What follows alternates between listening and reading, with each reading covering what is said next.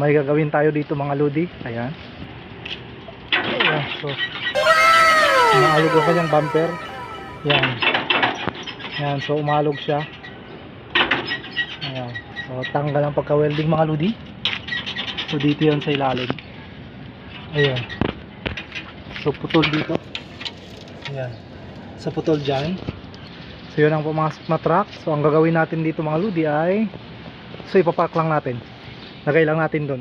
So hindi tayong gagawa niyan. So park muna natin. Hindi tayo gagawa niyan. Yan, so park natin. Yun.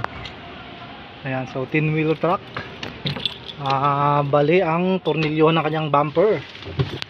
Yan, so ilagay lang natin doon mga lodi dahil we-welding nila yung kanyang bumper.